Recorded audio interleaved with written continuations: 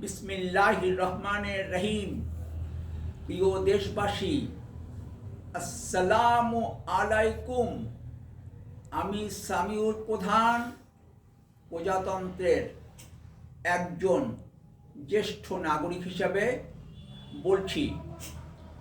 জ্বালানি তেল ও বিদ্যুৎ সাশ্রয়ী হতে হবে, স্বচ্ছতা সাধন করতে হবে।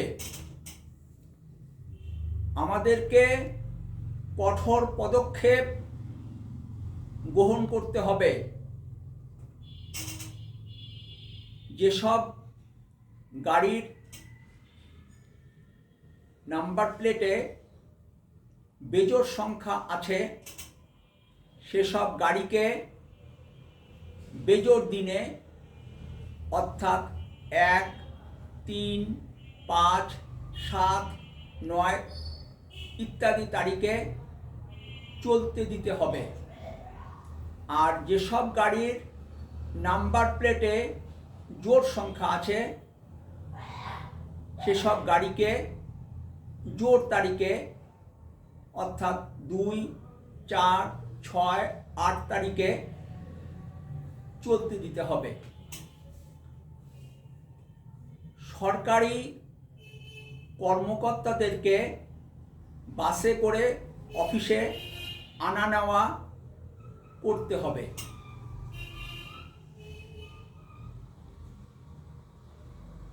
ট্রাফিক জ্যামে জ্বালানি তেলের অপচয় হয়। অধিক সংখ্যক ট্রাফিক পুলিশ রাস্তায় নামিয়ে ট্রাফিক ব্যবস্থাকে কার্যকর করতে হবে। এর ফলে জ্বালানি তেলের অপচয় কমবে। ফুটপাত দখলমুক্ত করে পথচারীদেরকে হাঁটার সুযোগ করে দিতে হবে। ফুটপাতের পাশে থাকা অটো, ভ্যান, সিএনজি এগুলো সরিয়ে দিয়ে সাইকেল চলাচলের সুযোগ করে দিতে হবে। এক গবেষণায় দেখা গেছে, ফ্যান সবচেয়ে বেশি বিদ্যুৎ কনজিউম করে। 120 ওয়াটের ফ্যান ব্যান করতে হবে। ওয়ালটনের 35 ওয়াটের ফ্যানের আরপিএম বেশি, শব্দ কম, তাই ওয়ালটনের বিএলডিসি ফ্যান কিনতে উৎসাহিত করতে হবে। 1732 সালে ছড়াকার বেঞ্জামিন ফ্রাঙ্কলিন লিখেছেন, early to bed and early to rise makes a man healthy, wealthy and wise.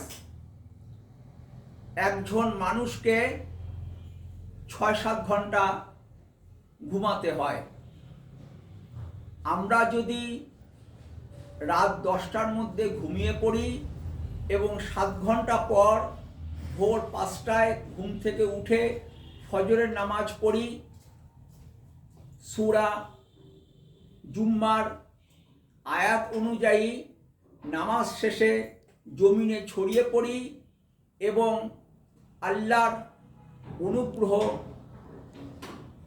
তালাশ করি, রুম থেকে বের হবার সময়